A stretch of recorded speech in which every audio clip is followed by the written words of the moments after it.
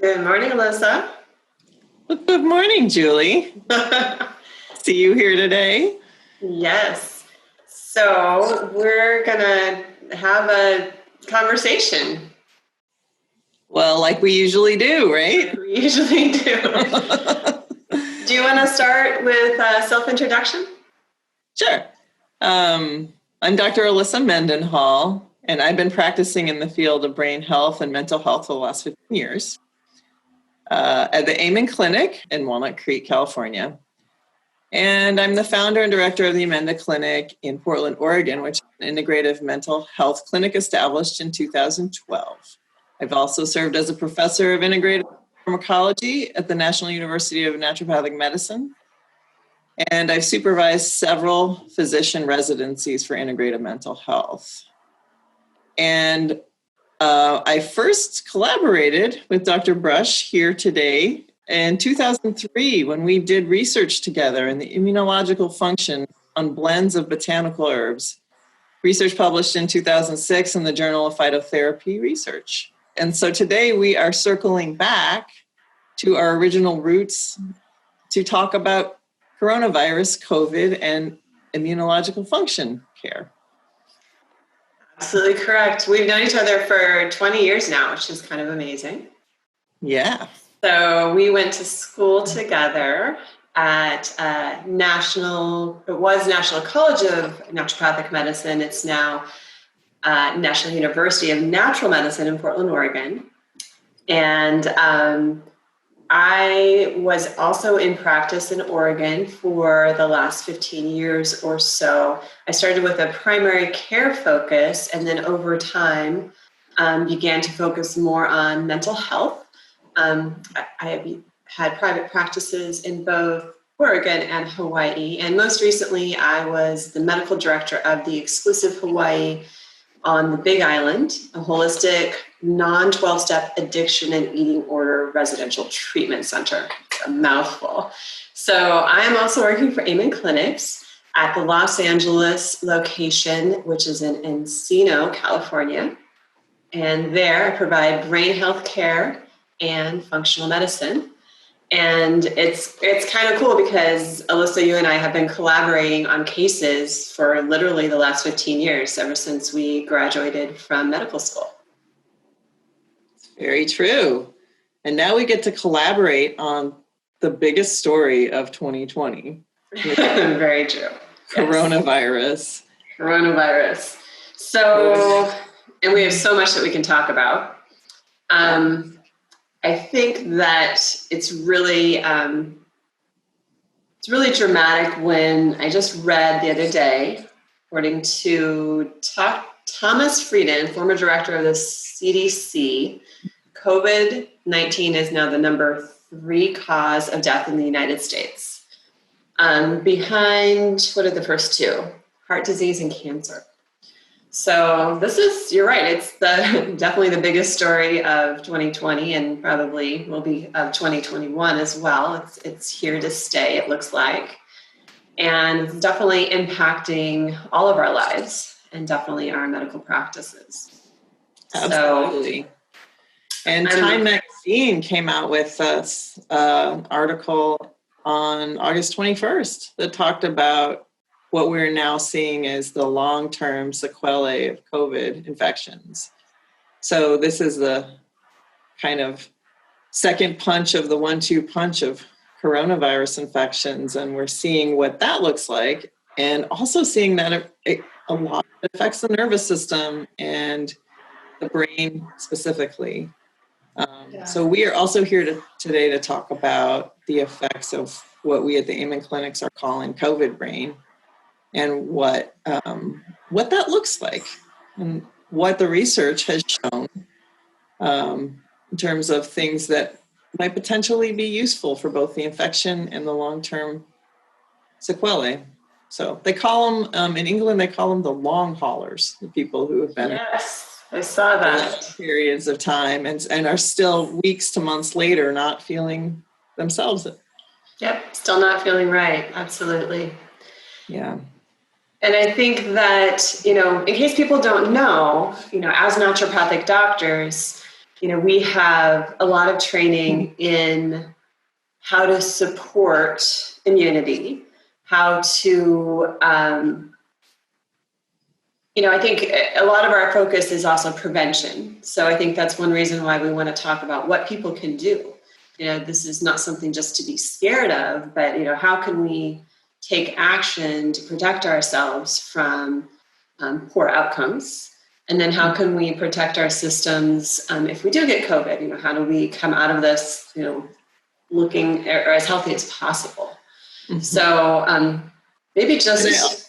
I want to be clear that we are not giving medical advice to anybody today. We are just talking about what research has shown that's very promising and exciting in terms of ways that might turn into the best treatment protocols or the best preventative protocols. And we're just here to share that information today. We do advise that if you want individual information about this, to speak to a doctor, we're always available. Many of us at the Amen clinics are great integrative doctors, especially when it comes to brain health and brain care and neurological system care. So do reach out if you feel like you specifically need attention around this kind of thing. Don't take it into your own hands necessarily. Make sure you get the care that you need and deserve. Absolutely. Where should we start, Elissa? I really loved what we were hearing about vitamin D and its potential impact on the function of the immune system, specifically about coronavirus COVID-19 infection. It's really kind of mind-blowing to think about how one little vitamin can make such an impact on the immune system function. Yes, I absolutely agree. And it's such a fantastic, simple intervention, right? Mm-hmm. So let's see. Most recently, low plasma vitamin D levels appear to be an independent risk factor for COVID-19 infection and hospitalization. So everything else, aside, if you have low vitamin D, then that puts you at higher risk. So maybe we could talk about what vitamin D levels are, what they do.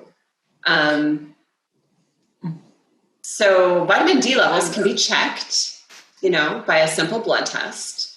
And most labs say that 30 to 100 is normal.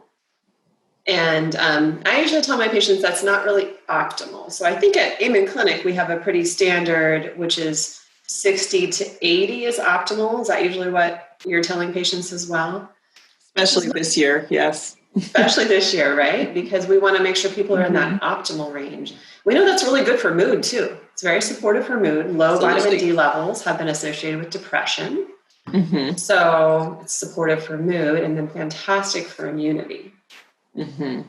One thing that I remembered when I was hearing all of this amazing research about vitamin D is that it's not exactly a vitamin. It's actually a hormone, like estrogen, like progesterone, like cortisol. They're all hormones. And one thing we know about hormones is that they are these tiny little proteins that have a massive impact on the body. Any woman who's gone through menopause knows that. I hear you there. So I think that's so true. And vitamin D is kind of cool because I feel like so vitamin D, humans are a little bit like plants and photosynthesis with vitamin D, because when our skin is exposed to the sun, it actually makes vitamin D. And so it's kind of like, I feel like this is our connection to plants, right? Mm-hmm. We actually need the sun to make vitamin D. And it can also be taken in food, but there's not a lot of really high levels in most foods. So vitamin D by sun is actually one of the more efficient ways that we can get vitamin D. Mm-hmm. Absolutely. And did you hear that study or that story about, it was an interesting one, even about how people in homeless shelters around the country were not getting COVID infections. There was a huge epidemic about this, right? Yeah. And this is really interesting. And we don't know definitively if it's the vitamin D, but it's certainly in the top, it's one of the top reasons we think that people in the homeless population, people in the homeless shelters, the people who were managing the shelters when, COVID started coming in the spring, they were just bracing themselves for what they thought would be, shelters full of sick people. And even though lots of people were getting sick across the country, the homeless shelters were being seemingly unaffected. And, but in reality, so in Boston, they finally got enough tests and they did, broad testing. And they found that in the homeless population, for example, there was one homeless shelter in Boston. They tested everyone. Nobody had symptoms. No fever, no symptoms. 40% of the people in that center tested positive. Wow. So they had the virus, but they were asymptomatic. And so that brings a lot of questions to, my goodness, how is this possible? These people don't have fevers or coughs or fatigue or loss of smell, all the stuff that we're looking for, yet they have the virus. So why is it presenting this way? Why are they asymptomatic? And, one of the main things that we're looking at is it vitamin D? Do they have more healthier vitamin D levels simply because they're outside a lot? Their skin is making it because they're in the sun. It's a really good question to ask, Yeah. So that's how we get our vitamin D, right? The melanocytes in our skin are producing it when the sun stimulates it. So people who spend time outside have a lot more vitamin D. So maybe what we're looking at is as much of a viral infection, or maybe it has to do with a vitamin deficiency. Yeah. And it's possible problem here. We don't know. There's another interesting observation that's been made in England. A doctor in England noticed that in his hospital, let me see if I can find that number, a much higher percentage of doctors who were sick were actually people of color. And so a lot of times when we look at, outcomes in health, of course, there's some systemic racism that is unfortunately maybe providing less optimal care for people of color. And there's also socioeconomic factors that are leading to worse outcomes for people of color. But what he was noticing is even when you take a population that has good access to healthcare and is in higher income, the doctors in the hospital, more doctors of color were getting sick than.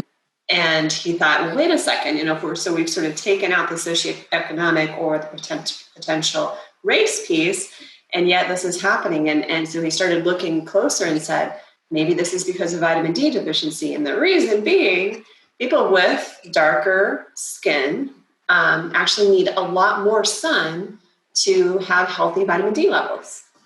So the thing is, I found some numbers, 82% of African Americans in the United States are vitamin D deficient. Mm-hmm. So that means that group of people is potentially more susceptible to COVID infections. Absolutely. And was it the same? There was an organization of doctors of color, mm-hmm. with a membership of maybe 8,000. Yes. On in the pandemic, they decided as an organization that everyone needed to take vitamin D. And since then, no one has been hospitalized. Yeah, that's part of that same group of people. Yeah. Even really though interesting. They're exposed more than the rest of us because they're right. workers. It starts to sound like we really might want to pay attention to this. Yeah, maybe a little bit. Maybe a little bit. So, and I was looking into, how is vitamin D affecting the immune system? Well, we do know some things about vitamin D and immunity. It does a couple of things in the immune system. One is it seems to help upregulate macrophages. So macrophages are one of the immune cells that goes out and chomps. I remember from school, I would always envision macrophage as sort of the Pac-Man, right? It's like chomping the bad stuff, exactly. And so vitamin D upregulates those, and we like that. So that's an important part of the immune system. And it also downregulates cytokines. Right. So there we go. Cytokines, everybody hears about the cytokine storm, which is sort of like the immune system going haywire and creating too much damage. of a good thing. Too much of a good thing, exactly. And vitamin D helps to downregulate cytokines. So that may be those two effects on immunity may be a reason why vitamin D is really helpful, preventing and or reducing severity of COVID-19 symptoms. So it's doing two things, right? So it's keeping people from getting sick. And when they do get sick, it keeps them from getting major symptoms. Right. It's taking that immune reaction that can go overboard and create more damage than good, and it's calming it down. So what a fantastic, amazing vitamin hormone, right? Right. I think it's, we did mention people should go to their doctor and get some personalized advice. I definitely recommend that. But I also think that it's good to tell people like what they can do in the meantime. And, I do think that getting some sun is one very easy way to increase vitamin D levels, very safe. Don't get sunburn. Sunburn is not good. We know this creates damage in the sun. But get out there, get some fresh air, and get some sun on your skin. And I think it's really important. Some people don't realize you cannot wear sunscreen and still get vitamin D from the sun. Your skin has to be sunscreen free in order to make vitamin D, because the sunscreen actually blocks the element from the sun that signals our melanocytes to start making vitamin D. Yes. And same with glass. So if you're getting sun on your skin through a window, it's not going to work like vitamin D, even though it feels nice and warm on your skin. Right. But it's not making D. Yeah. I found a really cool tool. I'm just going to tell you, I'm not associated with this company at all. But there's an app called the D-Minder app. I'm going to see if I can pull it up so you can see it. And there's a D-Minder app. Oh, you can't really see it. But D-Minder app is kind of cool. I've been playing with it a little bit. But it's one way that you can track how much time you need to be in the sun to get enough vitamin D for the day. So you actually put into the app your skin tone, which matters. People with darker skin need to be out for longer to get to the same amount of vitamin D as somebody with lighter skin. And you put your location, because the angle of the sun to the earth makes a difference in how much vitamin D exposure and what time of day your body can make vitamin D from the sun. So it's kind of cool. I've been playing with that a little bit. And that is so cool. And then you can also put in there, if you're taking a vitamin D supplement, you can put that in there too. And if you know your vitamin D level, that's even better, because then it will estimate over time what your vitamin D levels are. So it's kind of a fun way if you're into apps or you're into tracking things like that. It can be a nice way to track what your levels are as an estimate. It's not going to be as accurate as a blood level, but at least you can say, hey, I got 2,000 IUs of vitamin D today just from my 30-minute walk in the sun. How cool is that? Yes. And we know this is the only way that as humans that we can get vitamin D is either by taking a supplement or by getting sun exposure directly on our skin. There is one other hack. Apparently, mushrooms make vitamin D like humans do. Right. Isn't that cool? Isn't that funny? No other animals do that. Yeah. So one other hack is to get mushrooms and expose them to sunlight and then eat them, and you'll get vitamin D. Yes. Now, if you buy cultivated mushrooms, not wild mushrooms, because those grow in the shade best, right? You know, you're a mushroom. I love mushrooms. Yes. Right. You love to hunt the wild mushrooms in the dank, dark places in the forest. But if you get the cultivated mushrooms, which are the ones that are grown commercially, They're grown, in long rows under lights. Those are like little vitamin D factories. They're like a little vitamin D supplement. So if you love mushrooms, what a fantastic way to also supplement your vitamin D levels. Yes. And one other way to get it from food is from organ meats, right? Right, like liver. Especially because the animals have stored all of that vitamin D in the liver, just like we do. Absolutely. Yeah. Pretty cool. So we know that. Go ahead. We know that vitamin D varies a lot in terms of how each one of us metabolizes it, how much each one of us need. There's some genetic variants, there's skin tone variants, there's climate variants. So really the best way to track your vitamin D level is to check it, have it checked regularly by your physician, especially this year when immunity is so essential, to make sure that you're in that optimal range. What do you tell people about supplements? I find that supplements are very useful for increasing serum levels. Very trackable. It's very easy science. We see people have better outcomes with higher levels, and it seems independent of whether they get those levels from taking a vacation in Costa Rica or taking a pill when they get back home. So it works either way, and both are effective. And I'm a fan of both. Vacations in Costa Rica are great, as are the supplements. Absolutely. And the vitamin D3 that's available, over the counter is generally pretty safe and effective. You can overdo vitamin D, though. I want to say that out loud. You can take too much. So, and there can be negative health consequences for taking too much. I think sometimes people think, oh, it's natural. It's a natural supplement. More is better. Not necessarily so. To my knowledge, there's never been a case of overdose in adults if you're taking 5,000 IUs a day or less. So I think that that's a fairly safe threshold. And you can take more than that if you're under supervision with a doctor and you're tracking it. Mm-hmm. Yes. And we also know that generally speaking, vitamin D3 or cholecalciferol is more effective and readily converted to the type of vitamin D that is most useful for humans than vitamin D2, which is ergocalciferol. So if you're shopping, make sure you get the best kind. Yes, absolutely. What else can we talk about from an immune standpoint? How else can people support immunity, or what else are we seeing in the research?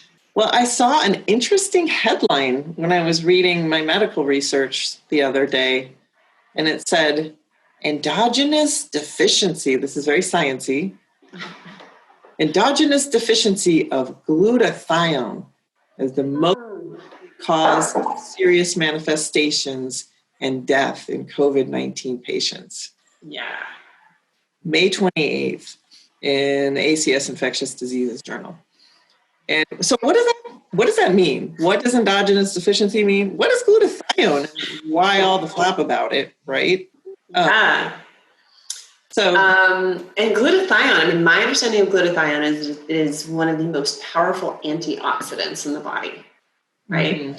Yes. So antioxidant, it means that, so anything that's an oxidant is creating potentially damage in the body, right? Mm-hmm. Antioxidant is something that's clearing damage or repairing damage. Right. So fantastic, right? We know, for example, that COVID-19 can create the cytokine storm, which does all kinds of damage. Mm-hmm. Glutathione can come in there and clean that damage up, right? So it's a fantastic, very powerful antioxidant. Mm-hmm. So it makes sense that if you're deficient, endogenous means in the body, right? In our own bodies, yes. In our own bodies, right? So if you're deficient in that glutathione, it makes sense that you could see more outcomes or less ability of the body to clear the damage that's happened. Mm-hmm. Absolutely. So with really strong infections, the whole purpose of oxidative stress is to kill the bad guy, is to get rid of the bacteria, to deactivate it, to get rid of the virus, whatever pathogen has entered the body, whatever invader has come in, that oxidative stress is there to kill it. But it doesn't do our bodies any good when it stays around longer than it's been invited. So we need to have a good system in place to clean up all of the effects from infection fighting, right? And so glutathione comes in as the biggest player in our body for that process. So I guess the question is, how do we support our endogenous glutathione levels, right? Right. So there are many ways of doing it. The best way, I think, is to have a healthy diet that is full of cruciferous vegetables, which love the cruciferous vegetables. Great building blocks for the sulfur part of glutathione. Should I list some of the cruciferous vegetables in case people don't know? Yeah. Anything in the cauliflower, broccoli, kale, Brussels sprouts, cabbage, all those fantastic vegetables. They're full of so many things. Cancer fighting phytochemicals, and then, like you said, glutathione building blocks. And garlic and onions have a lot of ability to build the glutathione and the sulfur component. A lot of these vegetables that are useful for making glutathione do have sulfur, so they're kind of stinky. Like cabbage has got a specific fragrance to it, delicious, but very specific. And we know garlic and onions do too. So those are actually protective for us, although our household members might disagree.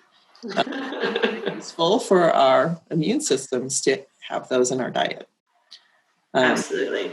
You also remember that, especially around the beginning of COVID time, there was the beginning of the pandemic. There was a lot of talk about using vitamin C, right?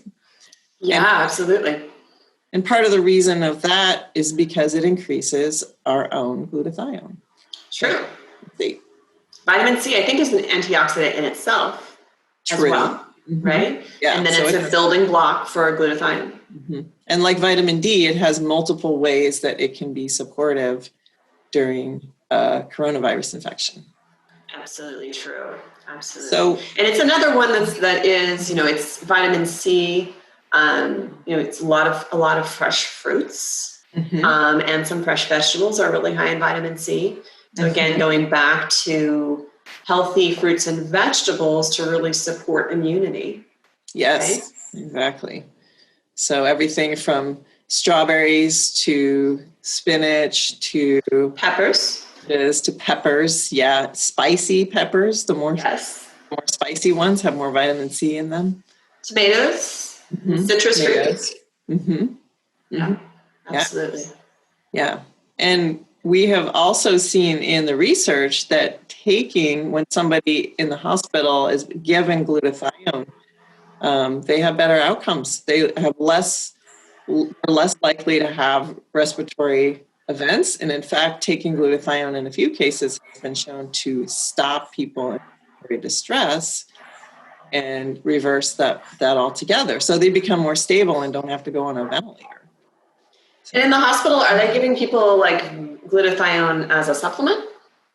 Yeah, they give it. They've shown in research of the two examples I saw. One was an IV glutathione, so they were given as an injection. The other one was actually an oral glutathione, which is unusual because they say, in general, if people take pills of glutathione, the stomach just breaks it down, and it's not useful. But there are ways to make oral supplements that are active and absorbable. Right, like liposomal glutathione, right? Like liposomal. Easier to absorb and utilize, doesn't just get broken down into its components. Yeah. And also people have taken transdermal and intranasal glutathione so they can inhale it or put it on their skin. And it bypasses the digestive system that way. Yeah. I think it's been interesting as well to see the risk factors of things like obesity and diabetes and how these seem to be increasing poor outcomes for COVID-19. It seems like people who are obese or who have diabetes are more susceptible and are more likely to end up in the hospital if they get COVID-19, and more likely to have poor outcomes. So it's really, it's interesting to me, and it seems like, we're still sort of in our infancy of studying this and why this is. But some of that appears to be because those conditions predispose people to inflammation. Yeah. Right? And also glutathione deficiency. Right. Those conditions deplete our body of its own way of cleaning up its own mess, whether it's an inflammatory mess or an oxidative mess. Yeah. So exactly. Yeah. So as long as we keep our bodies healthy, it can help us fight off, help us repair any damage that comes our way in terms of infection. Yeah. And I think it's really important for people to feel empowered. If you're overweight or if you're diabetic, don't despair. You can start anytime, and the more things you do to take care of yourself, even sunshine exposure, eating more, cruciferous vegetables and colorful fruits and vegetables, those are really powerful interventions. Getting some exercise and those things are reducing risk in my mind. Absolutely. And even in the vitamin D kind of research that we were doing, we saw that some of that raising of the vitamin D levels has an immediate effect in terms of people getting sick. Yes. And having better outcomes. So it can be very fast. It's not something we have to do.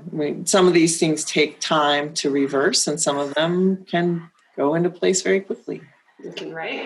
We can eat some broccoli today and raise our glutathione levels, and you can go for a walk outside between the hours of 10 and 2 and get some vitamin D, and you've actually done 2 fantastic things for your immunity. Yep, exactly. So a couple of other fascinating pieces of research I read that we don't know as much about that seem to play into the whole immune function and coronavirus piece are how melatonin itself protective or preventative. One very small study is the one I read. But it just goes to show that our bodies, again, it's another hormone like vitamin D, and it's a very powerful one, and it supports our immune system. So the thought there is that if we can do the things that help us make the most of our own melatonin, it will also be a protective factor. And what do we do? What are the things that help us have the most melatonin in our system? The most obvious is to get a good night's sleep. Yes. Because our melatonin naturally is highest in the middle of the night when we're asleep and goes down during the day when we're awake. So that sleeping time is healing time. Melatonin goes up. A lot of our detoxification processes kick into gear. Rest and digest, right? That's the parasympathetic mode that our bodies go into when we're in deep sleep. Getting a good night's sleep raises melatonin at night when all those processes are happening. Yeah. And definitely making sure that at night our world is dark and the day our world is light, and that we're getting light in the middle of the day. That helps signal to our body when and where and how to make the right amount of melatonin. So make sure you're not on screens, bright screens, or with bright lights later in the evening helps us make the right amount of melatonin. And that and using the right wavelengths also, making sure we have kind of bright blue light in the middle of the day and lower, more softer kind of orangey red tones like a sunset later in the day. And sometimes I will tell people to either get out in the sun first thing in the morning, get out into daylight, or to get a UV light, especially in the middle of winter when people are in the darker time of the year, and put that full spectrum light. They're very inexpensive. You put a full spectrum light in your area where you're waking up, and that signals the melatonin to go down, cortisol to go up. You feel awake and alert, and some of your feel-good hormones production gets into gear, and then it helps to signal the body, now you're awake, and then you get started on the right track during the day. Right. And then you would never put that light on in the evening, like you said, quiet lights, dark lights. Another interesting piece about melatonin is that it is in the same family as serotonin. So if you ever wonder why maybe you wake up in the morning and you haven't slept very well, do you ever get cranky? Most definitely. But, and there's some biochemical reasons for that when our body isn't making enough melatonin, our serotonin system also gets disrupted, and we are more prone to depression and anxiety and irritability. Right, because serotonin is that feel-good hormone that makes us feel happy and relaxed. So, exactly. Absolutely. Yeah. So all of that plays together, and we will talk a little bit more in the second part about all of the relationships between this infection, coronavirus infection, and our mental health and brain health and nervous system. Because there's a lot of relationships there that we're just beginning to understand. Absolutely. One other piece of interesting research I found was about the use of hyperbaric oxygen treatment in fighting virus infections. Did you see anything about that? You're going to have to tell me what you've learned. I love hyperbaric oxygen chambers. I think that they're amazing for so many things. They are a fantastic way to just infuse the body with oxygen. Right? Yeah. And at Amen Clinics, we recommend it routinely for people that have traumatic brain injuries, particularly ones that have serious ones that we can see vividly on the SPECT scans. And it helps infuse the brain with the oxygen it needs to heal. Yes. And in a similar way, the hyperbaric oxygen helps infuse the lungs with the oxygen it needs to function. And we know that the respiratory system, in fact, the respiratory system probably gets the most attention in terms of what coronavirus impacts. Yes. And there's a lot of talk about what happens when people get put on ventilators and how stressful that is. And it's can be for such a long period of time before they recover enough to be able to breathe on their own again. And people can even have PTSD following it because it's so high impact and frightening to them to have that experience. But it is life-saving. So it's what we do for best practices. But there was one study in a hospital that showed that treating people who were about ready to be put on ventilators to support their respiratory system with hyperbaric oxygen made it so they didn't need to go on the ventilators. Wow, what a fantastic and safer and less traumatic intervention. Yeah. So hyperbaric oxygen is very simple, right? Yes, you just go into a chamber where you have they add pressure to the environment and oxygen to the environment. So it's really actually a very peaceful process. Kind of feels like if you dive down to the bottom of a pool, like you feel the pressure in your ears for a minute. But what a fantastic! I hope that they learn more about that because that could be such a fantastic intervention for this. Yeah, very true. So, well, Elissa, I think that our time has come to an end, but it's been awesome talking to you about all these fantastic things that we're learning about the immune system with regard to COVID. It's finally feeling like we're beginning to know some things about coronavirus. Only a few, but enough to be able to really help each other and help ourselves fight the infection. And maybe some of them are simpler than we originally thought. So, absolutely. Yeah. I'd love to share the information that people can feel empowered to be proactive, right? To do more than just hiding and wearing a mask, which, some of that is absolutely necessary. And you can do more. Yes, very true. Well, thank you. It's been lovely having this chat with you today about the most exciting stories of 2020. Exactly. It's always good to talk to you, Elissa.